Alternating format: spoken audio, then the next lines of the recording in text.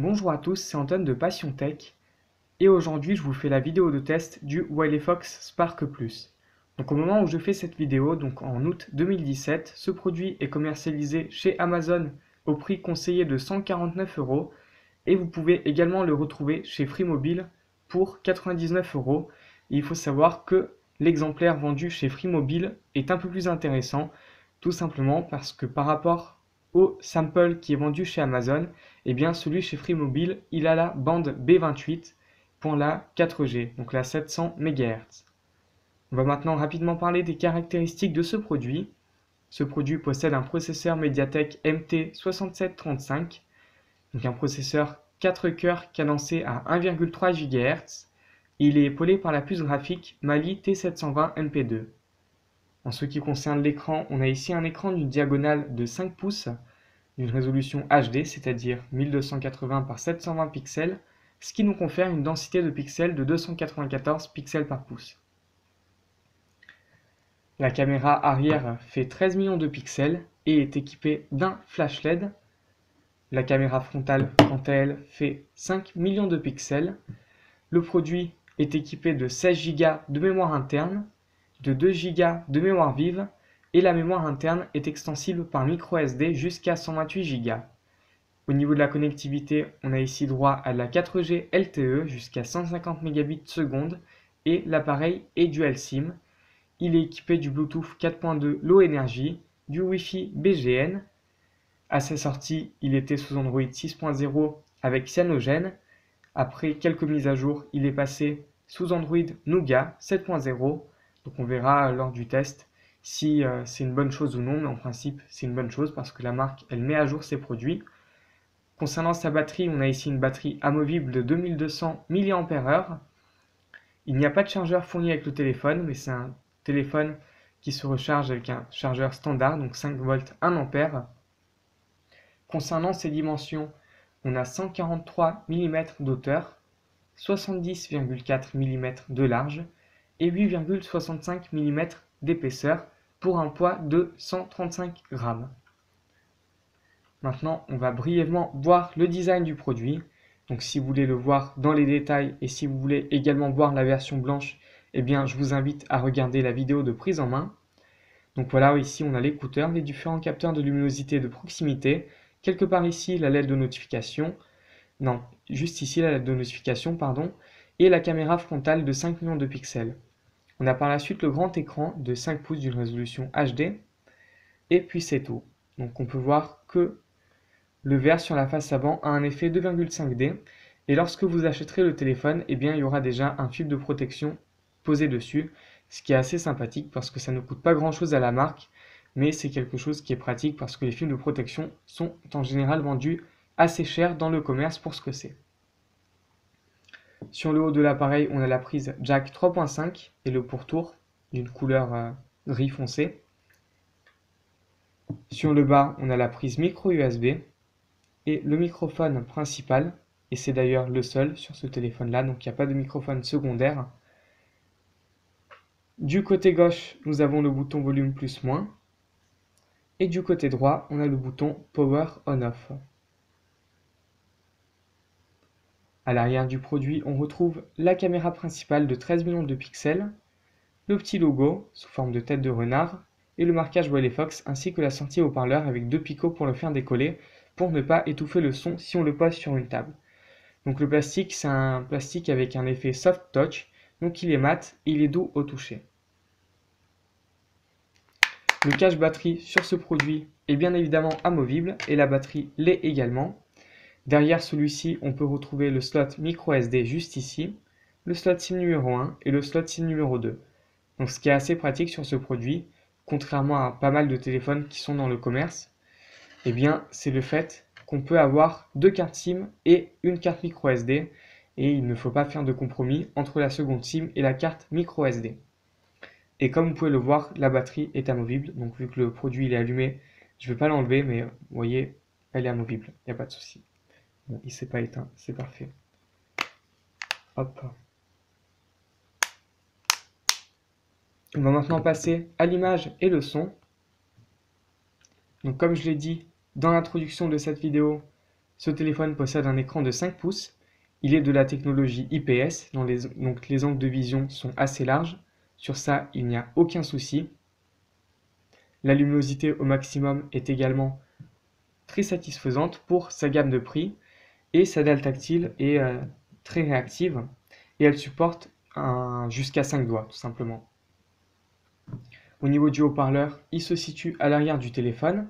Il confère un son assez bon. Voilà, c'est pas exceptionnel, mais c'est pas mauvais non plus. L'écouteur donne un son tout à fait correct également pour les conversations téléphoniques.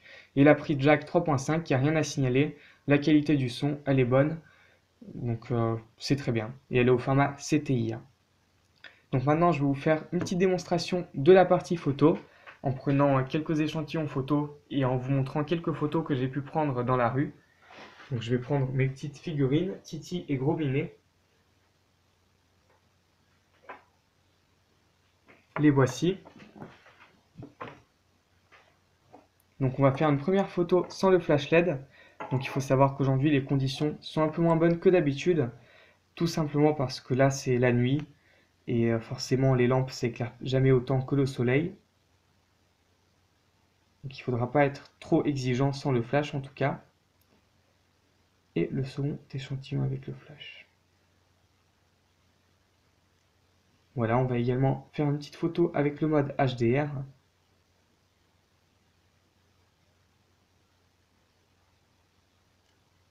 Et voilà. Donc la première photo que j'ai pu prendre, je l'ai prise sans le flash et sans le mode HDR.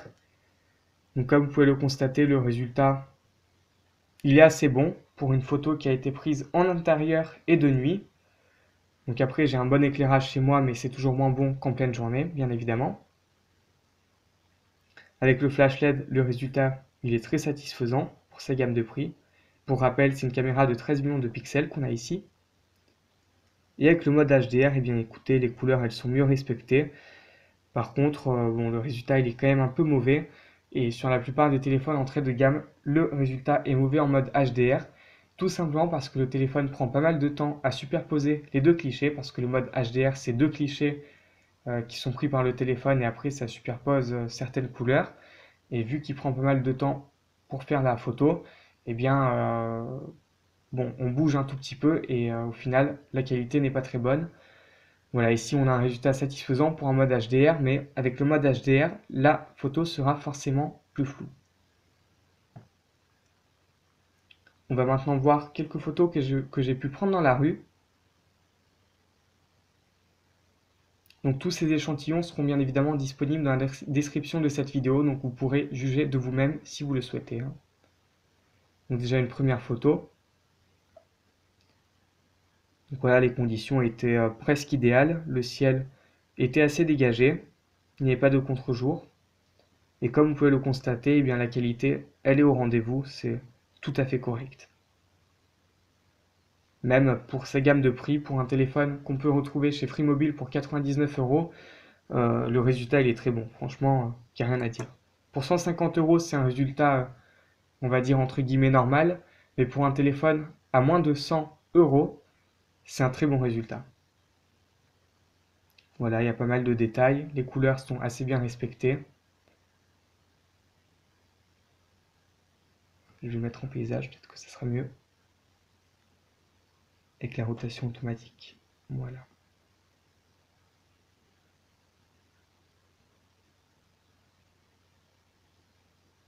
Voilà, donc la galerie de Wiley Fox prend pas mal de temps à charger les images. Ça m'étonnerait que ce soit un problème dû au processeur, tout simplement parce que j'ai déjà testé d'autres produits, d'autres marques avec ce processeur-là, et j'avais pas ce souci de chargement d'image.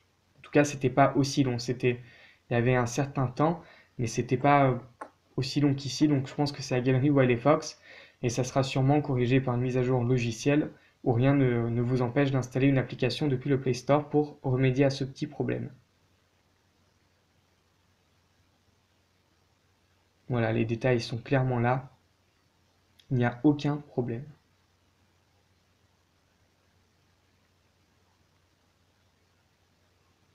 Voilà une photo de plus près.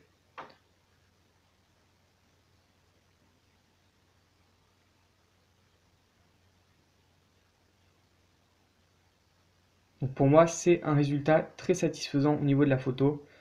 Il n'y a rien à dire. C'est à vous de juger après avec les échantillons, mais moi, j'ai été très satisfait sur ce point-là avec ce produit-là. Donc maintenant, on va ouvrir une petite vidéo YouTube pour montrer un peu la qualité de son écran et pour voir que, eh bien, qu'il sait lire les vidéos YouTube avec une fluidité parfaite.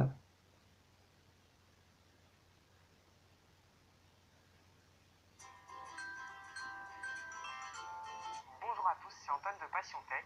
Après Voilà. avoir testé le Swift 2X de la marque Walefox, la marque On va nous mettre en propose de vous 720p. présenter la coque officielle destinée à ce modèle.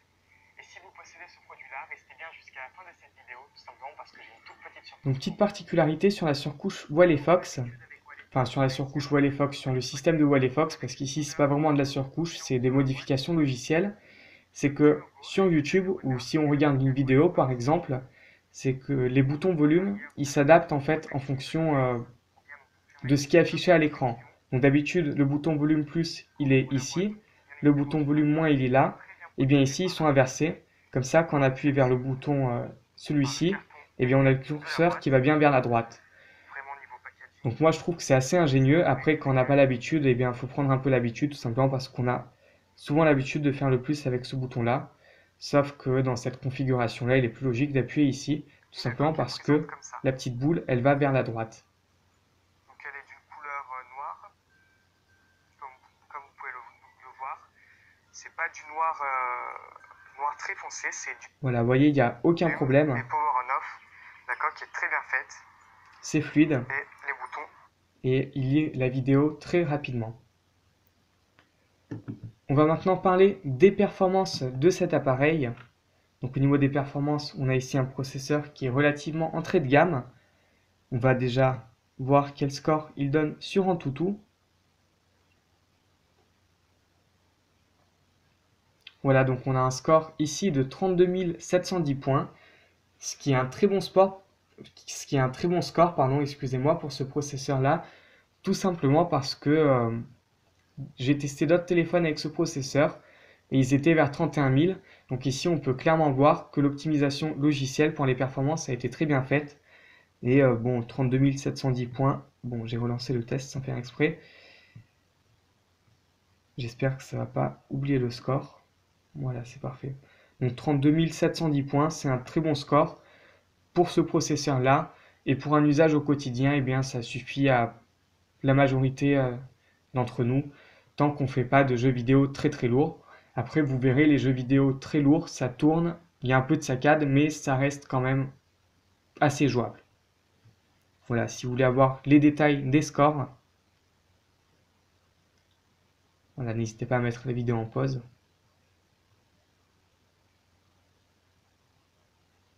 On va maintenant voir quel score donne cet appareil sur Epic Citadel.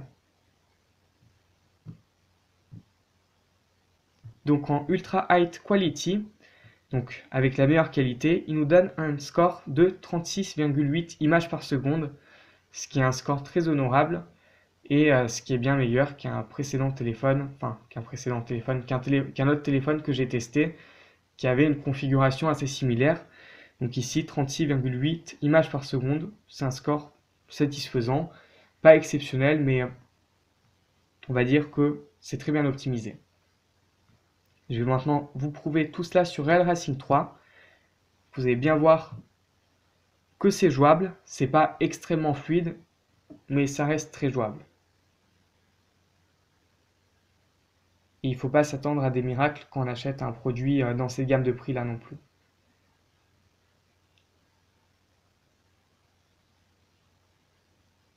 Voilà, le jeu il prend un peu de temps à charger.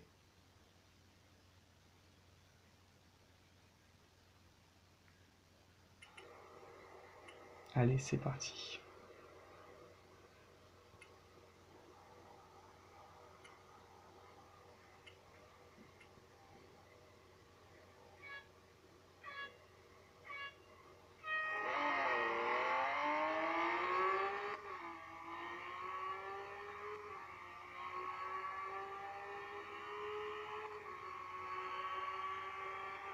Voilà, donc comme vous pouvez le constater, c'est pas fluide à 100%. Il n'y a pas d'accro, ça, il n'y a pas de souci. Après, on voit un tout petit peu les images défiler, mais c'est vraiment un tout petit peu. Et j'ai vu bien pire. Donc là, il y a aucun problème. Pour Real Racing 3, ça reste tout à fait jouable. Et Real Racing 3, c'est quand même un jeu qui est très gourmand.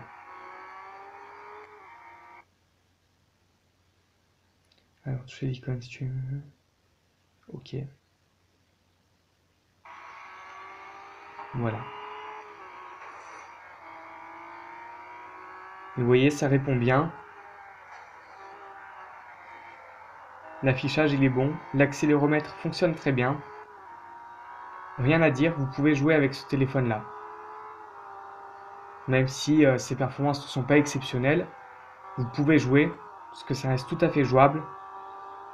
Et c'est relativement fluide. Voilà.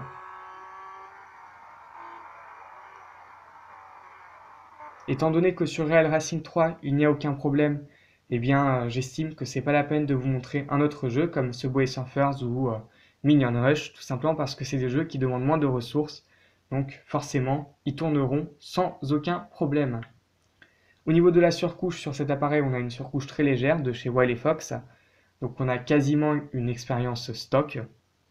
Il y a quelques ajouts de la part de Wiley Fox quand même. Sur la gauche, on a Wiley Fox Zen. Donc on choisit des sites d'actualité qui nous intéressent et après ça nous regroupe les actualités de ces sites-là sur la gauche. Donc c'est un peu ce que fait HTC avec Blinkfeed. Bon, ça y ressemble un peu. Après il y a également Acer Left Page, donc pas mal de constructeurs font ça. Personnellement, j'ai pas utilisé cette fonctionnalité-là. À une époque j'aimais bien, aujourd'hui j'aime pas trop. À voir en fonction des goûts, mais c'est quand même assez sympathique. Donc voilà, je vais mettre plein de sites. Voilà, je vais mettre tous les sites high-tech pour qu'il n'y ait pas de jaloux. Et aller au flux.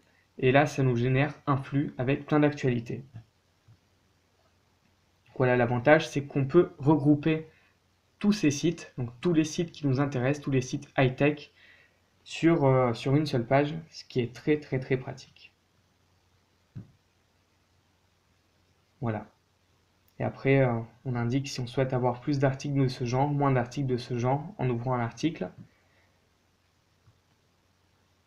Quelque chose de simple, mais d'utile au quotidien, si on veut accéder aux actualités high-tech ou aux actualités dans le monde, ou encore avoir des informations sur le sport. Ensuite, on a quelques ajouts de la part de Wiley Fox dans les paramètres. Déjà, dans affichage, il y a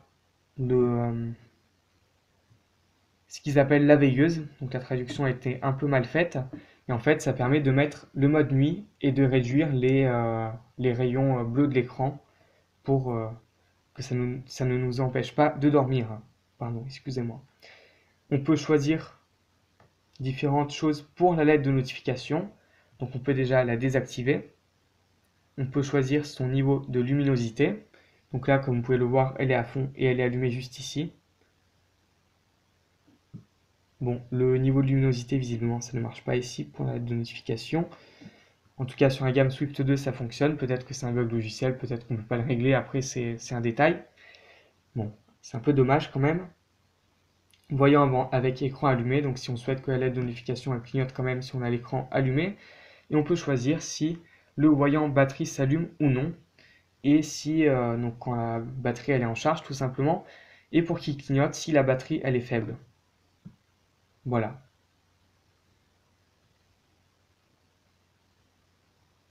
Ensuite, on a quelques paramètres pour la barre d'état. Donc, on peut régler la luminosité de l'appareil en faisant glisser le doigt sur la barre d'état. Donc, ça marche pas toujours très bien, mais parce qu'en fait, ça ouvre la barre d'état en même temps, mais c'est un ajout qui reste intéressant, qui est pas stupide. Et au pire, on peut le désactiver. On peut avoir un petit compteur pour les notifications si on en a beaucoup. On a le double tap pour mettre le téléphone en veille. Donc si je double tape sur la barre des notifications, eh bien le téléphone va se mettre en veille. Et puis au niveau de la surcouche, c'est tout, hein, il n'y a rien d'autre. Je vais quand même vérifier, mais en principe, il n'y a rien. Il y a la galerie de chez Wiley Fox, qui est une galerie assez standard. Hein. pour être honnête avec vous. Oui, bon, là c'est une interface stock. On a également Truecaller qui permet de filtrer les appels. Donc c'est une application qui est disponible pour tout le monde sur le Play Store. Donc vraiment au niveau de l'expérience, c'est vraiment une expérience stock de chez Stock. Je vais maintenant vous parler un peu de l'autonomie de cet appareil. Ce produit possède une batterie de 2200 mAh qui est une batterie amovible. Donc bon point parce que en 2017, on a de moins en moins de téléphones avec des batteries amovibles. Il y en a très peu en ce moment sur le marché. Donc ça déjà, c'est un très bon point. Sous cyanogène pour l'autonomie, il n'y avait aucun souci. Donc on avait de 3h30 à 4h30 en écran allumé pour l'autonomie.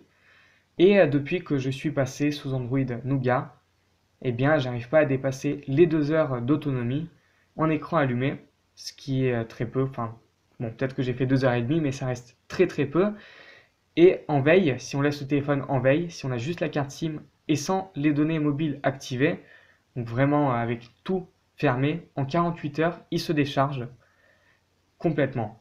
Donc là, au niveau de l'autonomie, gros point négatif, depuis la mise à jour vers Android 7.0 Nougat, j'espère que la marque va réagir et va sortir un correctif. Sur la gamme Swift, elle a toujours été réactive pour les mises à jour. Donc j'espère que sur la gamme Spark, ça sera de même.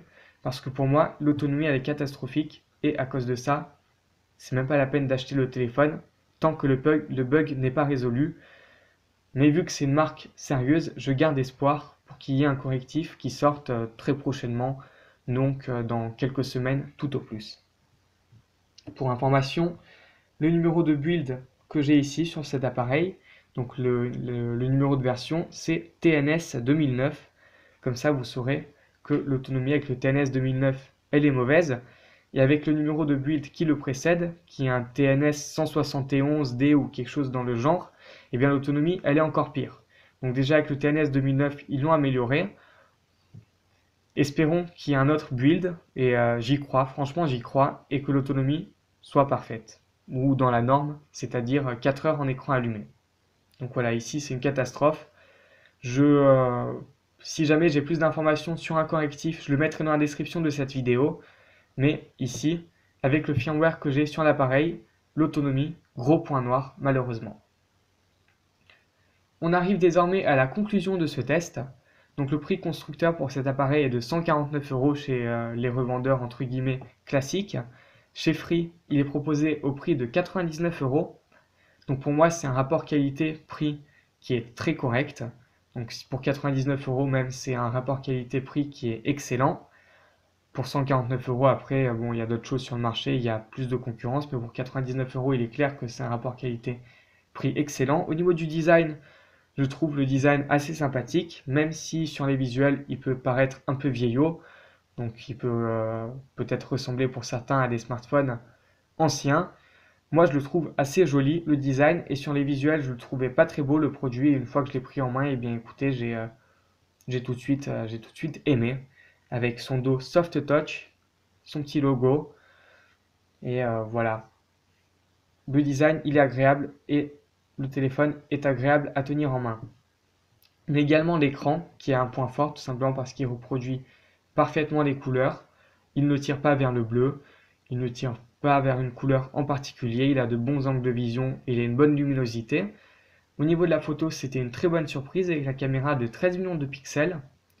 Je suis également content de l'optimisation pour la puissance, du stockage qui est pour cette gamme de prix très correct, donc 16 Go et extensible par micro SD. Le haut-parleur il était bien ainsi que la prise jack et le super suivi logiciel parce que ce téléphone est sorti sous Android 6.0 avec Cyanogen. Il a eu une mise à jour vers Android 7.0 Nougat. Trouvez-moi un produit vendu à moins de 150 € dans le commerce qui a reçu une mise à jour majeure d'Android. Vous ne trouverez pas. Il n'y a que Wilefox qui fait ça. Pour le moment, espérons que d'autres marques s'y mettent, mais ça c'est le grand atout de Wilefox, c'est qu'on a clairement un très bon suivi logiciel. Au niveau des points faibles, on a ici clairement l'autonomie, donc tant qu'un correctif n'est pas déployé, ça sera un point faible, et ça sera quelque chose qui plombera ce produit. Donc à cause de ça, je ne peux pas vous le recommander tant qu'il n'y a pas de mise à jour. Mais je pense qu'il y en aura une. Donc à voir dans les prochains jours ou dans les prochaines semaines. Par la suite, les photos avec le mode HDR ne sont pas forcément très bonnes et ça prend pas mal de temps. Il n'y a pas de chargeur fourni dans la boîte ni de kit main libre. Et puis c'est tout. Si je peux encore donner peut-être un point faible, donc après c'est au goût de chacun, et moi personnellement le design me plaît, mais on peut peut-être dire que le design il est un peu banal.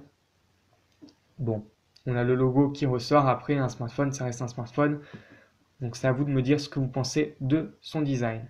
Concernant la cible produit, c'est bien évidemment une cible produit essentiellement jeunesse, au vu du prix du téléphone, et pourquoi pas des petits professionnels comme des auto-entrepreneurs. Bon, petits professionnels, hein, j'ai rien contre les grands professionnels, ou enfin, j'ai, je ne mets en question aucune profession, mais ce que je veux dire, c'est que quand on a un petit budget, eh bien, ce téléphone, il est parfait. Si on a besoin d'un téléphone double SIM, donc vie perso et vie pro, et on peut avoir ainsi un slot micro SD à la fois. Et vu que la caméra elle est bonne, eh bien, on peut prendre des photos sans limite de stockage, entre guillemets. C'est également pour des personnes qui cherchent une taille raisonnable. Et puis voilà. Donc je vous remercie d'avoir visionné cette vidéo de test du Wiley Fox Spark Plus. Si cette vidéo vous a plu, n'hésitez surtout pas à mettre un like. Si vous avez des questions, eh bien posez-moi dans les commentaires. J'y répondrai avec grand plaisir si j'ai la possibilité d'y répondre, hein, si j'ai la réponse à votre question. Et donc moi je vous dis à très bientôt pour une nouvelle vidéo. Allez, ciao ciao!